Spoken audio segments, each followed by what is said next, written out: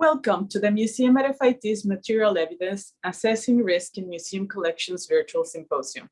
My name is Tania Melendez Escalante, and I am Senior Curator of Education and Public Programs.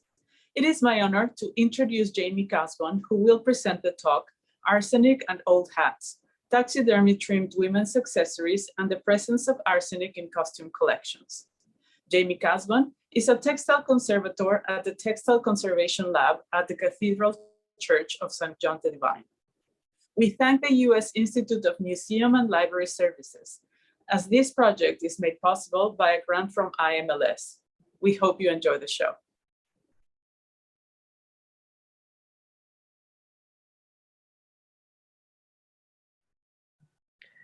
Hello, my name is Jamie Casbon.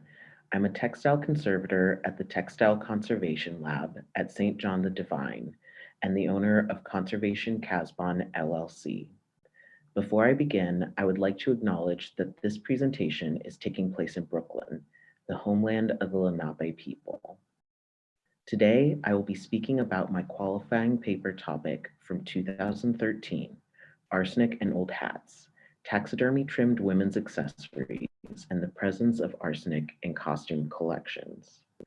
In this presentation, I will give a brief history of taxidermy and arsenic, bird taxidermy in women's fashions, an explanation of the testing I conducted with objects in the collection of the Museum of the City of New York, and recommendations on what to do with objects containing arsenic in costume collections.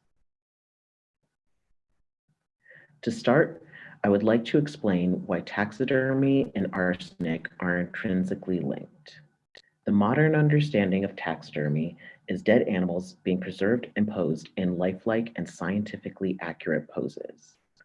In images you will see later, lifelike and scientifically accurate have been historically more subjective terms.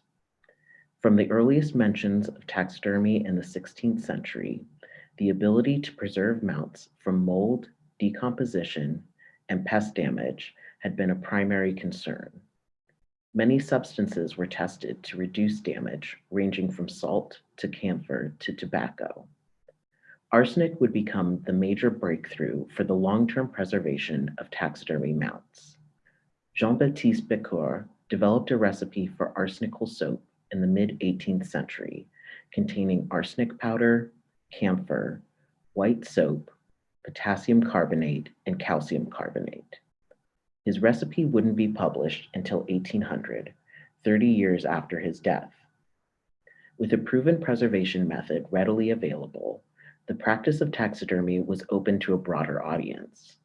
Met with the Victorian fascination with natural history, taxidermy became a common profession and pastime in the second half of the 19th century.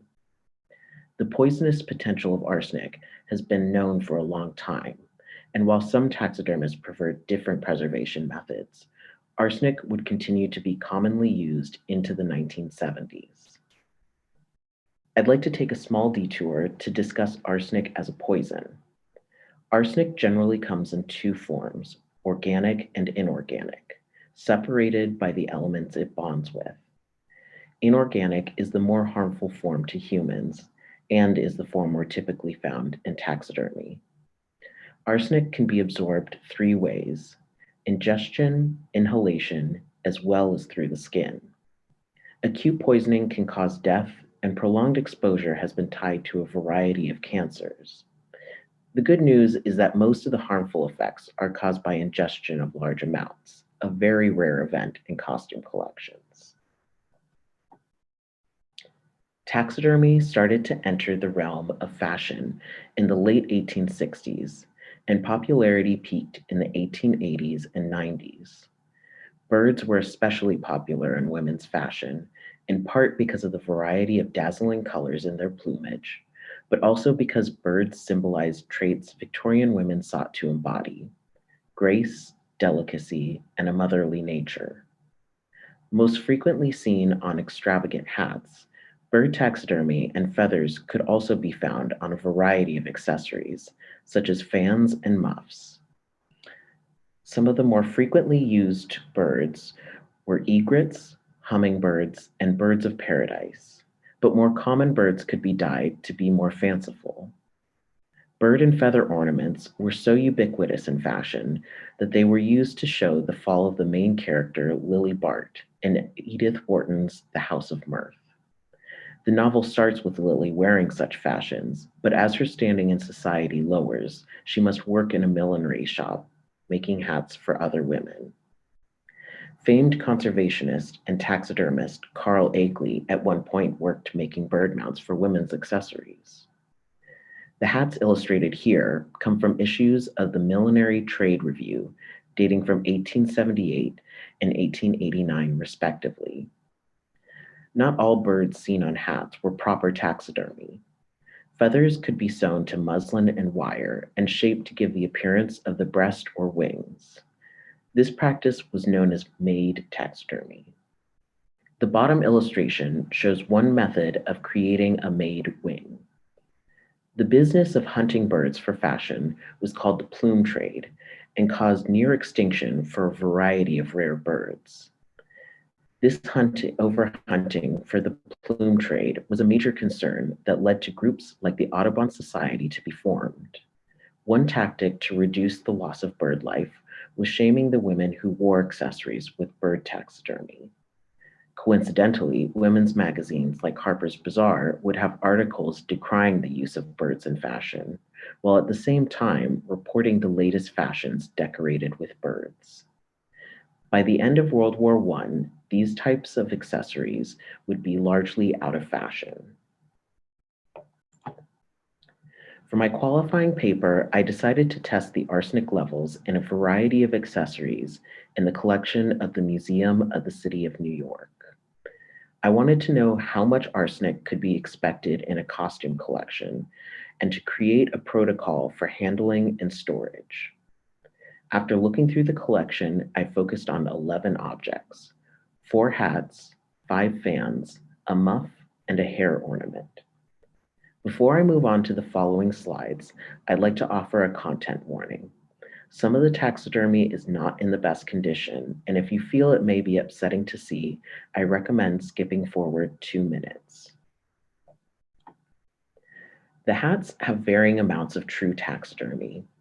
The head and body of the blue bird on this felt hat, inaccurately described as a booby, are taxidermy, as is the head and the wing of the quetzal. The quetzal hat is important to the collection as it was made by the French milliner Madame Virot. Madame Virot's creations were often paired with garments from the House of Worth. The brown hat has no taxidermy, while the straw and tartan hat has 2 full birds that have been dyed teal and black. The birds and feathers on all of the hats were dry and have distortions due to improper previous storage. The quetzal hat is in the best condition and has had previous conservation to consolidate the lining. The straw hat is in the worst condition, with both birds being very distorted and the bird on the proper right missing some of the original taxidermy. All 5 fans are fixed fans. 3 are circular with marabou feathers and hummingbirds affixed to the center. The middle fan is particularly exquisite, with a finely carved ivory handle, pink cockatoo feathers, iridescent beetles, and flowers constructed from cut feathers. Next is one of the prized objects of MC&Y's collection, a fan called Pressed Duck, containing nearly all the feathers and the full taxidermy breast of a male wood duck. The final fan contains a goldfinch mounted in a circle of bright pink and white feathers. One of the hummingbirds is missing its beak, and the neck of the goldfinch is loose. Pressed duck has some splitting from dryness and accumulated dust on the beak. The muff uses the breast feathers and head of a grebe. The hair ornament is the head of a bird of paradise with a spray of feathers attached. Birds of paradise were one of the species that were hunted to near extinction in the plume trade. The beaks on both of these objects are delaminating. My method of testing followed a protocol laid out in the article, Arsenic in taxidermy collections, history, detection, and management. Use of an XRF device was outside of my means for this study, so I used a commercially available testing kit from Hach, meant for the detection of arsenic in water. When testing, I wore nitrile gloves, an N95 mask, and eye protection to prevent any contact with potential arsenic. The EPA allows for 10 parts per billion in arsenic in water. So for this study, I decided to flag any object that tested above 10 parts per billion for special attention when handling. Arsenic is most likely to be found near exposed skin, beaks, and feet of mounts. So I found such areas on each object and swabbed with a lightly dampened sterile swab. The swab was then steeped in deionized water for an hour. Sulfamic acid and powdered zinc were added to the water in a testing bottle, and a testing strip was fitted into the lid of the bottle. The strip is treated with mercuric bromide, which changes color based on the amount of arsine gas produced. This chart shows the results from the testing.